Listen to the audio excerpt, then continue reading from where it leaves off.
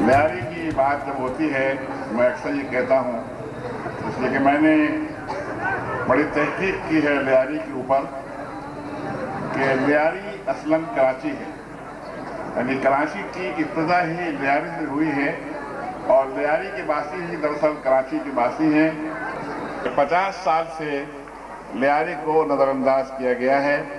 50 साल से जितनी भी हुकूमतें आई हैं उन्होंने लियारी के मसाइल की तरफ तवज्जो नहीं दी और 50 साल गुजरने के बावजूद आज भी लियारी एक बहुत ही पसमानदा बस्ती कहा जाता है। जैसा कि अभी बताया गया है कि मेरा ये लियारी का नाज़िम बनने के बाद 6ठा दौरा है।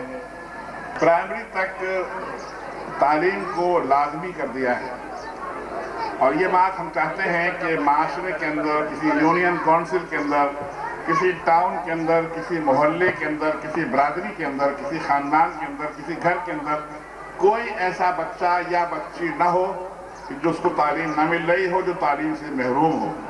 हम सब पर ये फ़र्ज भी है और हमारी कोशिश होनी चाहिए कि हर उस बच्चे को तलाश करें, ढूंढें कि जो तालीम हासिल नहीं कर रहा है अपने वालिदैन की माशी कमजोरियों की वजह से या तालीम की अहमियत से आगाह ना होने की वजह से। हमारी कोशिश होनी चाहिए कि हम ढूंढ कर ऐसे बच्चों को तलाश करें कि जो बच्चे तालीम से महरूम हैं और उन बच्चों को हमारे स्कूलों के अंदर दाखिल कराया जाए। और हमने ये कोशिश भी की है कि ऐसे बच्चे के जो वाक़तन माशी लिहाज से कमज़ोर हैं वो अपने वालिदैन के लिए माश का ज़रिया भी बने हुए हैं किसी न किसी अंदाज के अंदर।